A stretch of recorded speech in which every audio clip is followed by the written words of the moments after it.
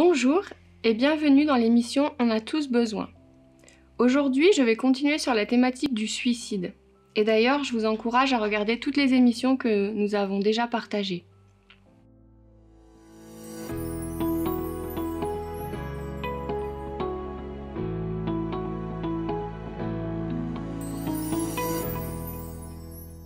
Je vais parler du suicide dans le cadre de la schizophrénie. Dans les émissions précédentes, on a vu que les troubles mentaux étaient un des facteurs principaux du risque suicidaire. Et les personnes atteintes de schizophrénie constituent un groupe particulièrement à risque. La prise de conscience de la maladie, les conséquences du traitement, les effets secondaires, la stigmatisation, tout ça, ce sont des facteurs qui favorisent le désespoir, la dépression et du coup le risque suicidaire. On estime qu'à peu près 10 à 15% des personnes atteintes de schizophrénie décèdent par suicide et que 20 à 50% font une TS au cours de leur vie. Les moyens utilisés, ils sont souvent violents, sous forme de raptus, des personnes qui vont sauter dans le vide ou s'immoler par le feu.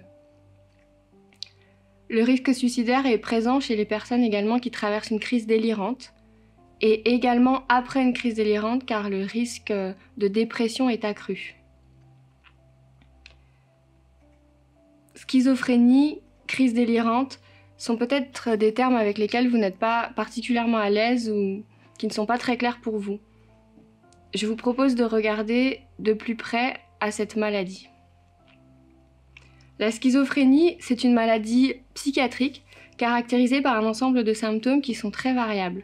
On parle d'une pathologie à plusieurs visages. On pourrait presque dire qu'il y a autant de schizophrènes, de formes de schizophrénie que de schizophrènes. Elle se caractérise, cette maladie, par une perte de contact avec la réalité. On voit apparaître principalement des idées délirantes, des hallucinations et un discours désorganisé. Alors si les symptômes les plus frappants sont les délires et les hallucinations, les plus invalidants sont le retrait social et les difficultés cognitives. Les difficultés cognitives, ce sont tous les processus d'acquisition et de mise en pratique des connaissances.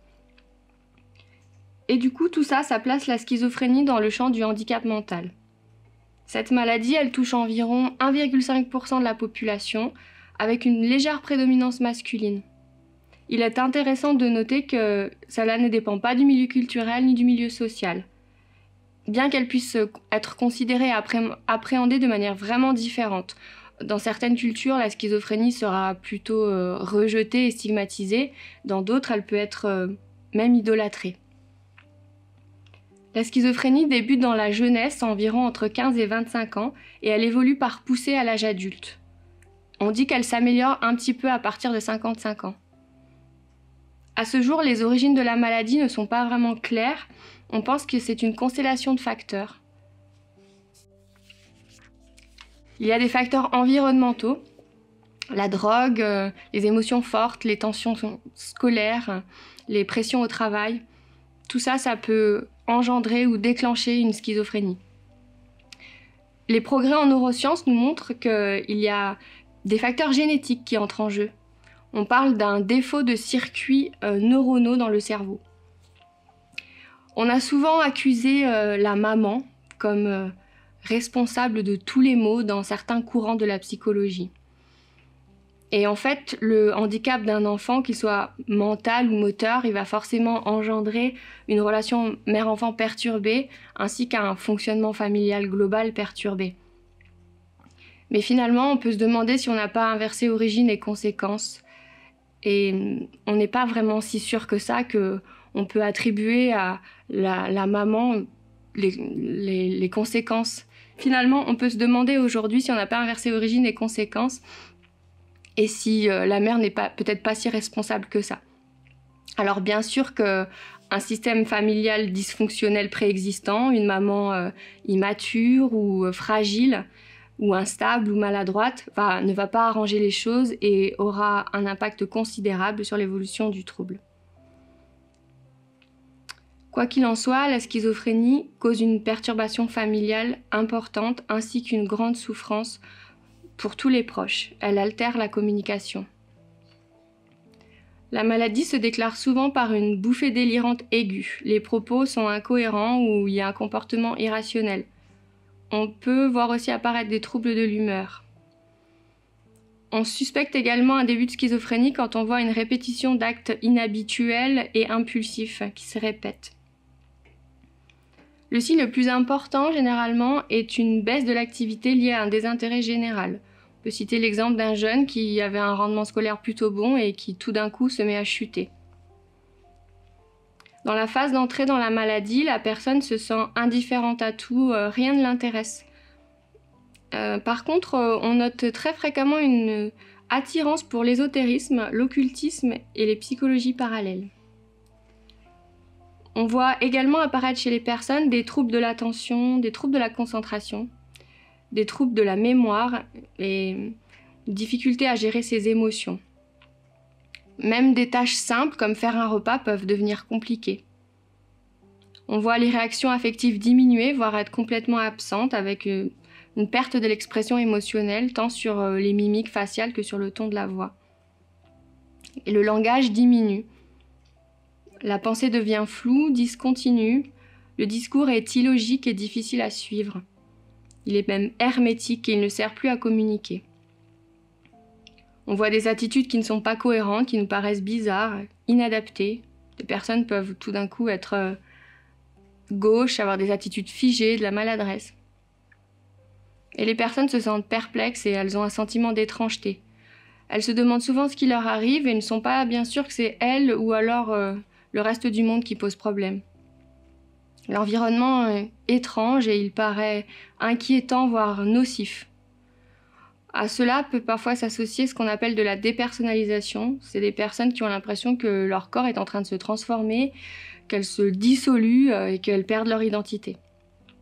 On voit également des hallucinations, qu'elles soient auditives ou mentales.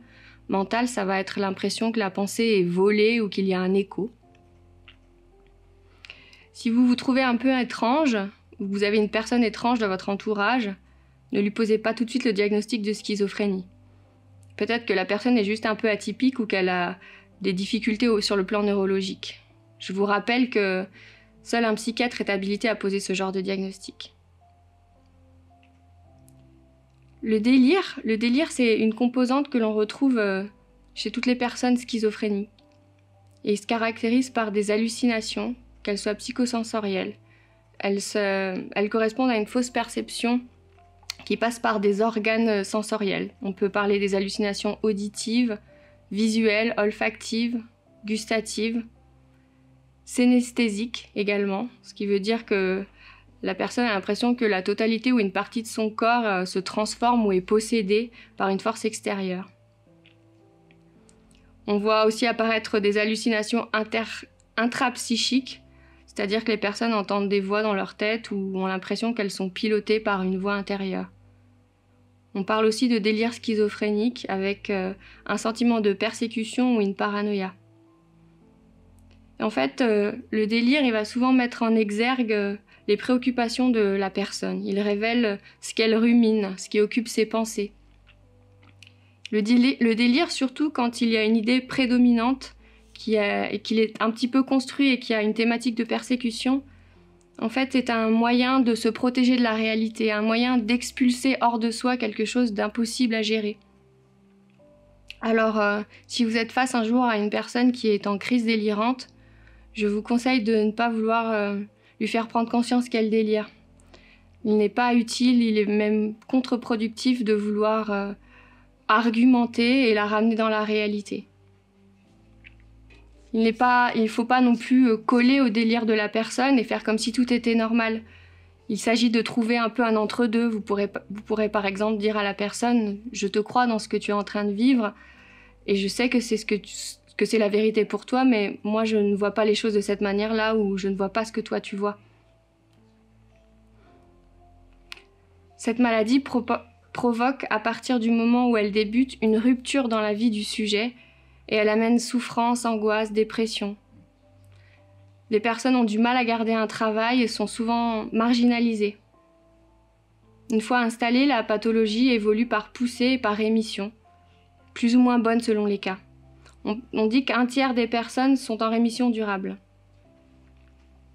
Les facteurs de bon pronostic sont la stabilité du milieu familial, la conscience de sa propre maladie et un suivi médical qui est mis en place de manière précoce. À savoir que les patients qui sont dangereux pour la société sont en fait une minorité. Il y a eu des cas qui ont été médiatisés, mais ce sont vraiment des cas très très rares parce que les personnes qui passent à l'acte, généralement, l'agressivité est tournée sur eux. J'espère que vous avez une vision à présent un peu plus claire de ce qu'est la schizophrénie. On a tendance à dire que c'est un dédoublement de personnalité, un genre de Jekyll and Mr. Hyde, mais vous voyez que c'est quand même plus complexe que ça. C'est plutôt des personnes qui ont une personnalité extrêmement fragile et désorganisée, qui ont du mal à rester dans le réel et qui ont du mal à se sentir comprises. Pour faire face aux troubles mentaux et à la schizophrénie, il y a différentes recommandations et on parle de prendre soin de sa santé mentale, en suivant son traitement, en ayant un emploi du temps stable et équilibré, en faisant de l'exercice physique, en dormant suffisamment. On parle de prévoir du temps chaque jour pour se détendre, prendre des repas sains et équilibrés, limiter sa consommation d'alcool et de médicaments, ne pas s'isoler, passer du temps avec les personnes qui nous aiment et qui nous comprennent. On parle aussi de s'efforcer de combler ses besoins spirituels. En gros, il faudra avoir une hygiène de vie parfaite. Autant dire que c'est compliqué, même pour les personnes qui n'ont pas de troubles mentaux. Néanmoins, on note l'importance de l'entourage et des besoins spirituels. Plus on se sent aimé, entouré, accepté, non jugé, plus il est facile de s'accepter soi-même et de se motiver à prendre soin de soi. Attention, encouragez votre proche à prendre soin de sa santé, ce n'est pas lui mettre la pression, ni lui communiquer votre inquiétude ou le moraliser.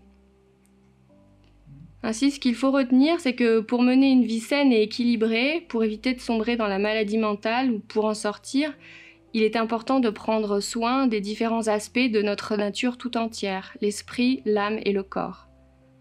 Il y a vraiment une notion d'équilibre.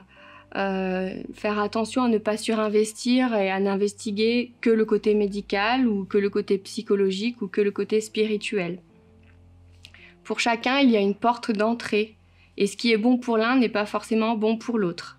C'est important de déterminer la zone de priorité. Parfois, il va falloir passer par la médecine, il va falloir casser le délire, s'occuper vraiment de l'aspect somatique pour ensuite rentrer dans quelque chose de plus approfondi, faire un travail sur ses émotions, faire un travail spirituel aussi. Parfois, il faudra prendre position spirituellement, accorder un pardon, reconnaître ses propres erreurs et aller, j'ose le dire, peut-être se repentir. Attention à la vie spirituelle des personnes en crise délirante. Vous ne leur rendez pas service en leur servant un discours religieux ou spirituel. Le besoin prioritaire de ces personnes est d'être contenus et protégés. Leur cerveau est en train de vriller et rappelez-vous qu'ils ont des problèmes cognitifs de compréhension, de traitement de l'information. Des phrases simples, avec un ton ferme et rassurant, sont vraiment ce qui est à prioriser. Le blabla chrétien évangélique, il vaut mieux s'abstenir. Il est parfois important de maintenir un contact visuel quand c'est possible et si c'est pas trop intrusif pour la personne. Un petit conseil, une personne schizophrène qui vit un moment de dissociation a besoin de du moins de stimulation possible. Limiter la lumière, les sons, les personnes, toute stimulation sensorielle en fait, parce qu'ils ont l'impression d'être envahis, traversés, transpercés par toutes ces informations sensorielles. Cela les fatigue et les perturbe énormément. Pour conclure, je dirais que pour accompagner les personnes souffrant de maladies mentales, et dans ce cas-ci la schizophrénie, il faut être plusieurs. En fait, plus on va connaître nos limites, plus on va pouvoir agir de manière adaptée, intervenir directement, orienter vers une personne plus qualifiée, collaborer avec des personnes ressources. Pour accompagner la maladie mentale, l'idéal c'est d'être à plusieurs et chacun dans sa spécificité. On a besoin d'un médecin, d'un psychiatre, d'un psychologue, d'un kiné, d'un pasteur, de son entourage. Ça va créer un filet de sécurité qui va permettre à la personne de ne pas sombrer dans l'isolement et d'être tenue. Il existe aussi des associations de parents ou de proches qui accompagnent des personnes schizophrènes. Renseignez-vous autour de chez vous, ne restez pas seul car c'est vraiment très difficile d'avoir quelqu'un dans son entourage qui souffre de ce genre de pathologie. Accompagner les personnes schizophrènes et les personnes qui souffrent de troubles mentaux invalidants, c'est un travail de longue haleine, que ce soit pour les professionnels ou pour les proches. Parfois, on a l'impression que les choses ne bougent pas, on ne voit pas les fruits de nos efforts, de nos interventions, de notre constance. Ce que l'on sème peut parfois prendre du temps avant de donner du fruit. Il faut une petite dose de foi pour croire en des améliorations que l'on ne voit pas encore. Mais si nos attitudes sont inspirées par la bienveillance, par un amour sain et désintéressé, qui n'est pas conduit par la peur ou par la culpabilité, alors sachez que Dieu en est l'auteur, qu'il vous inspire, qu'il vous fortifie et qu'il vous accompagne, vous et vos proches. Je vous remercie de nous avoir écoutés. Je vous encourage à regarder toutes nos émissions qui traitent du suicide et je vous souhaite une bonne soirée. Chers amis, on a tous besoin d'un médecin, d'un kiné, d'un banquier, d'un charpentier, d'un avocat, d'un psychologue, d'un comptable et pourquoi pas d'un homme d'église. Cela se faisait non seulement par le passé, mais se pratique également aujourd'hui. Si vous souhaitez prendre contact avec nous, un téléphone, le 09 53 61 77 96 ou pourquoi pas sur rendez-vous, lieu la Cité de Lumière, l'adresse le 46 rue du Faubourg Sermoran à Voiron